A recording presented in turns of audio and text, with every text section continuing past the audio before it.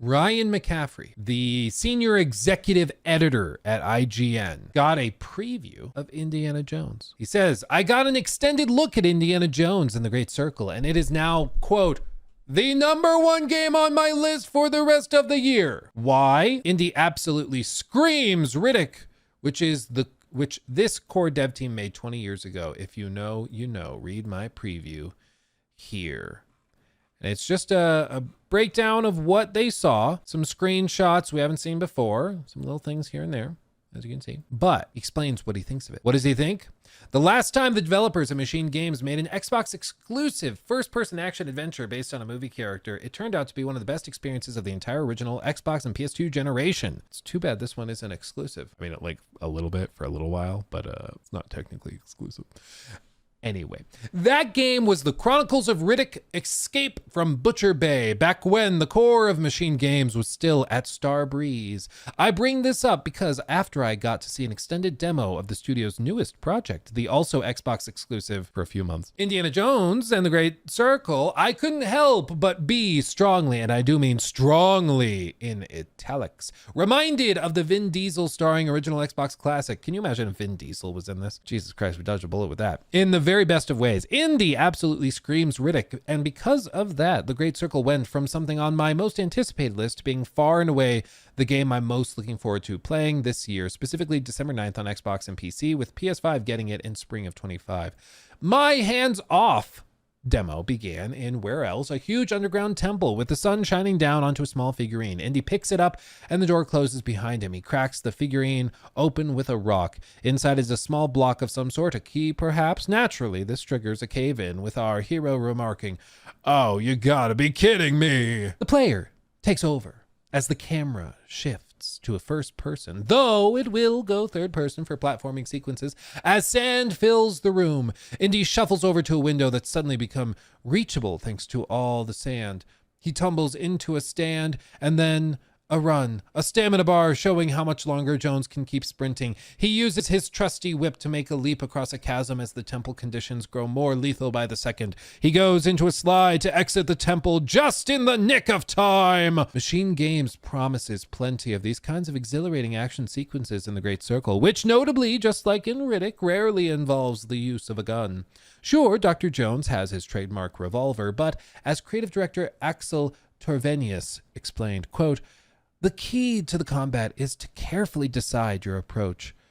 It's very dangerous in this game to fire a gun. It won't be done particularly often, and it shouldn't be taken lightly when the moment comes. You should, firstmost, try to use your wits and your whip, giggity, to understand that there are optional ways to solve problems, end quote. Don't then call this indie game a first-person shooter. It's a very first-person game, all right, but it's decidedly not a shooter. It's a mix of puzzle solving, platforming, stealth, and combat, just like this team's first game that starred a certain bald convict who can see really well in the dark. Quote, the focus for this game is adventure, said director Jörg Gustafsson. I'm going to say Yerk. I think that's how it is instead of jerk. I think it's Yerk. Anyway, we want exploration to feel truly rewarding, end quote. As such, one of your primary tools is Indy's journal. It starts blank, but quickly becomes a jam-packed archive of your travels, which will include visits to Egypt and the Himalayas, among several other locales. Furthering the spirit of adventure, there will be times where you'll wear disguises in order to fit in, like one scene where I saw where our favorite professor of archaeology dresses up like a priest in order to infiltrate a heavily guarded area. The adventure focus will even reflect in gameplay structure of The Great Circle, with Machine Games revealing that the campaign will consist of a mix of linear areas and more open areas that you're free to wander within. I think my big takeaway from this so far is that I'm surprised that they are actively describing it as not a first-person shooter, which is just kind of what's assumed. It's Machine Games, it's a first-person shooter, whatever. But no, they're like, it's more of an Uncharted game that's in first person, which isn't necessarily a bad thing, to be very clear, but it's just an interesting distinction to make. Don't expect this to be super heavy in shooting arenas or anything like that. It's more about exploration and adventure, which In my opinion, I think they need to make that clearer in the marketing, because so far it does seem to play more like a first-person shooter, and that's what people will compare it to and hold it up to. So if it really is not supposed to be that, I think they need to be clearer about that. Which is why maybe previews like this are good. Meanwhile, you'll earn adventure points, AP, by finding journal entry worthy items and secrets, as well as by taking pictures of key items with your camera. And those points can be spent to upgrade your Indiana Jones to play more like you prefer, be it upping your stealth abilities, combat abilities like True Grit, which essentially lets you survive an otherwise fatal blow to get back in the fight, or other skills. Machine Games says there are, quote, dozens, end quote, of upgrades to choose from. You can also buy items from shopkeepers, like one that I saw that had a monkey beside him at his booth. What these are, though, I have not seen. So you can upgrade Indy. So not quite like Uncharted, a little more customizable. Interesting. Much of the combat looks like it'll involve your fists, but like in Riddick, your foes won't go down with a simple press of the button. You'll have to skillfully parry, block, and combo your way to victory in hand-to-hand combat. And don't be afraid to get your whip involved too, by lashing it at opponents' feet to knock them down as one example of what you can do. It can do for you in gameplay. But your dukes aren't always going to be your go-to weapons. I saw Indy use a rolling pin in a kitchen to bash a Nazi's face in. I also watched him pick up a shovel, sneak up behind a Nazi, and whack him on the back of the head. In fact, sneaking looks to be a big part of the Great Circle, with stealth emphasized as a core tenet of the gameplay, as it was in Escape from Butcher Bay. Interesting. Something Richard B. Riddick doesn't do, though, was bring any friends along with him for the ride. Indiana Jones, on the other hand, will welcome help along the way. I saw a couple of companions at his side throughout my demo across numerous scenes in the game. They're not always around, but when they are by your side, I didn't see enough to know exactly what they'll be capable of. Are they solely to help advance the plot and allow for more Indy quips, or will they also offer an Elizabeth and Bioshock Infinite-like assistance in combat? Remains to be seen. But my demo ended with a sequence that showed off a lot of what the Great Circle is going to be all about. Adventuring, avoiding traps, and solving puzzles. To find a key that would unlock a temple, Indy needed to sneak into an enemy territory disguised as a regular worker. After snooping around for a while, he finds the golden medallion he's after and takes it quietly, banking on +5 adventure points. He encountered 4 bad guys at the table, and this time walks out of the tent without incident. Upon returning to the nearby temple's hidden doors and inserting the medallion, the door opens. Indy and his accompanying ally go deeper into the darkness, using a lighter to illuminate the way. Quote, "This hasn't been disturbed for thousands of years," the professor remarks. They slowly explore the dark temple before lighting up a torch. At the end of a narrow hallway stands an ornate iron gate. Pulling the lever causes the floor to give way, revealing spikes underneath. The companion saves Indy from being impaled, and Indy then uses his whip to hook onto a bar above and then lower himself down to a newly revealed crawl space underneath the floor. He shuffles through, pulls a chain, yanks it, and the gate opens. Both Dr. Jones and his ally find a mural and take a photo of it for 10 more adventure points. They come to a sunlit room with a half obelisk, half throne in the back room, bathed in sunlight. Sunbeams point to a golden mask. The puzzle here is to redirect the sunbeams by tilting the mirrors adjacent to the throne. Your companion grabs the mask after the mirrors are lined properly, and in a moment of overexcitement, she sits in the throne with the mask, and the seat of the throne gives way as Indy reaches to save her, though. Both end up dragged down to a darkened pit below, where the light of the torch reveals the floor covered in scorpions. You thought I was going to say snakes, didn't you? Interesting. Very, very different from what I would have expected. The fact is, this core group of developers at Machine Games, many of whom have been together for nearly 2 decades, have never missed. I think the core group is doing a lot of heavy lifting. Because what was the most recent one they did? What was the most recent one they did? I've always forget the name of it. The co-op thing they did? Youngblood? Was Youngblood technically and verifiably by a spin-off studio? It was developed by Machine Games and Arcane Lyon. Development Bethesda announced it at E3 2018. It was developed by Machine Games, which led the development, and by Arcane Studios. Doesn't seem clear who was responsible for it. But the point is, I don't know how true that is, that the core team has never missed. I mean, I think their recent one was a pretty hard miss, but whatever. Many of whom have been together for 2 decades and never missed. From Riddick to the Darkness to the modern Wolfenstein games, this is an incredibly successful team, and now Indiana Jones and the Great Circle is as is a playable Indiana Jones adventure being built using the best parts of the template that this development team has used to make its first, and in my humble opinion, best game of all. I absolutely can't wait to play it. Yeah, just considering Youngblood, I mean, I'm a little more hesitant to get jubilantly excited for it. I do think it has potential. I'm not dismissing it outright. I know some people are like, nope, it's first person, I'm not interested. It does seem like it could be really interesting. And you guys know me, I love these types of adventure games. I love games with big set pieces, which this game obviously has. So I'm intrigued by it. I hope that it's really, really good, but I'm gonna remain cautiously optimistic. So time will tell. Time will tell. But it's mainly because, again, like, he must know something we don't, because I don't know how you could point to this and not mention Youngblood, but considering it was a collaborative effort with Arcane Lyon, maybe Arcane was more responsible for the game than they were. I'm not sure. But regardless, we have that. So we will see, but people are trying it. People are apparently pretty excited for it. But like I said, it's kind of mired, I don't know, in negativity right now, just because people are particularly, I think people are really sassy about the PS5 port. And the way that they announced it was kind of weird. Like, they did this one more thing, and I think they expected people to be like super jubilantly excited for it when they just weren't really that thrilled. So they did this thing where, like, Jeff Keighley's on stage. He's like, but there's one more thing. But you're probably wondering when the game comes out, right? Well,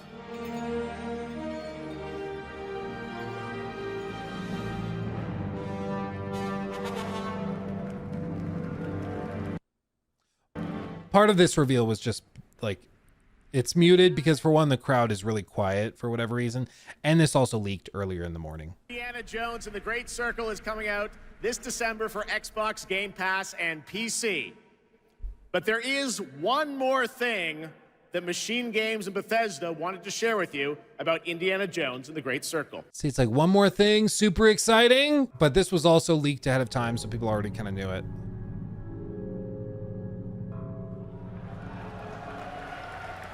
The game's coming to PlayStation 5 in spring of 2025. And so people are talking about that. Like, that's kind of dominating the discourse with the game right now. And obviously, like, there's not a whole lot that can be said about it. You know, I think Phil Spencer is kind of in a tough spot with it, because I get the impression that this isn't really his doing. I think it's more just the math works out this way, and their hands are kind of tied. If they want this to be profitable, they have to bring it somewhere else. And that's reflected in some of the statements that he's made about it, where he's just tried to be very clear about it, but there's not much that can be said. Here's what he said about it at Gamescom. Going to the PlayStation announcement, obviously last spring, we launched 4 games, 2 of them on the Switch, 4 of them on PlayStation, and we said we're going to learn.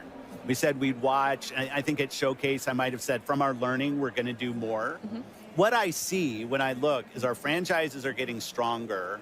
Our Xbox console players are as high this year as they've ever been. Amazing. So I look at it and I say, okay, our player numbers are going up for the console platform. Our franchises are as strong as they've ever been.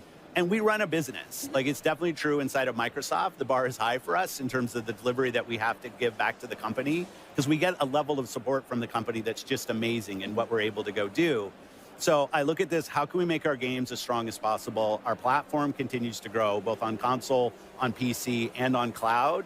And I think it's just going to be a strategy that works for us. And the last thing I'll probably say is, I think as an industry right now, there's a lot of pressure on the industry. It's been growing for a long time, and now people are looking for ways to grow.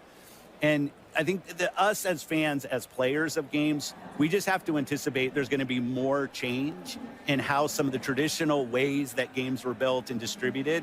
That's going to change. That's going to change for all of us. But the end result has to be better games that more people can play. If we're not focused on that, I think we're focused on the wrong things. So for us as Xbox, health of Xbox, health of our platform, and our growing games, most important thing. Translation from corporate speak to what is actually being said here. Games are very expensive to make. Xbox as a platform is pretty small, and if we sold this exclusively on Xbox, we wouldn't be able to pay the bills.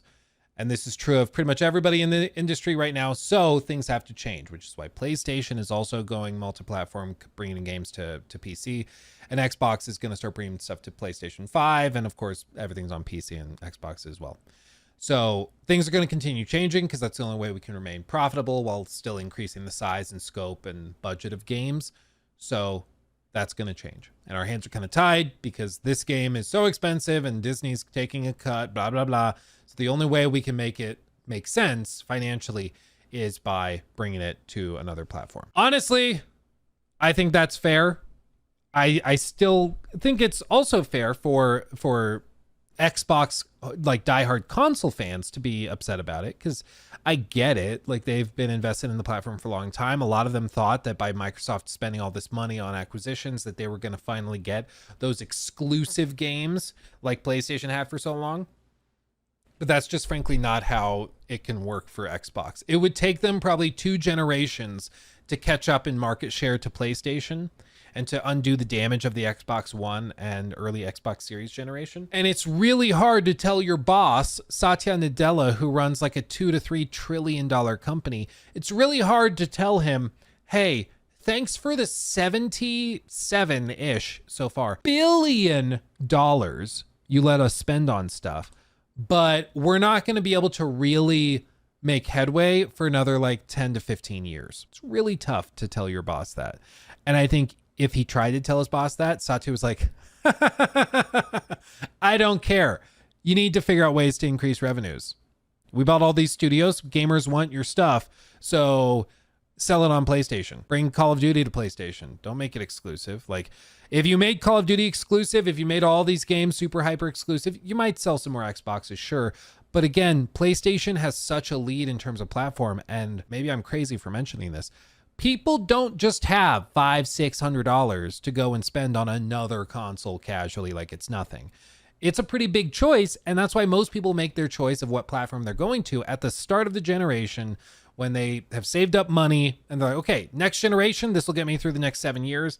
This is where we're at. So even with that, like, you have everything exclusive at the top of next generation, you might win over some converts, you might gain some market share, but you're not going to be at 50-50. You're certainly not going to be the market share leader going into the next generation. So you got to wait basically another generation, slowly gaining ground, and then win people over all along the way and hope that for the PlayStation 7 generation, you find a lot of success. And again, that's probably like 10 to 15 years away. So for them, they're like, we can wait 10 to 15 years and hope we figure it out by then, or we can just start trying to make money today. And honestly, I don't blame them for doing that. So I think people are right to feel frustrated because there has been a lot of double speak. I think Phil's been very, very careful with his words. I heard those interviews he did earlier this year and even last year about exclusives coming to other platforms. And he was always super, super coy and careful with his words. You know, well, we haven't made decisions yet, or for these 4 games, they're not Starfield and Indiana Jones, which was true. Those 4 games, of those that were going to PlayStation, those Starfield and Indiana Jones were not in those 4, but he didn't say they would never be coming to PlayStation. So I think he's been very, very coy, and my stance is I just think they need to be very transparent. If the policy is now going to be big AAA stuff comes to PlayStation 6 months later, okay, be clear about it, say it, and just rip the Band-Aid off. Doing this weird like dancing around, not answering anything clearly, I don't think really helps anybody. It doesn't instill confidence in the platform or in the games, and it's just a weird look, frankly. We'll see what happens. People that are actually trying Indiana Jones seem to be stoked on it. They seem to really like it. So maybe it ends up being really good. Maybe it ends up being just fine. But either way, it seems like Xbox expects it to be good and to pop off, which is why they're planning a PS5 launch. But then again, they also thought that Redfall was going to be like a big platform seller. So make of that what you will.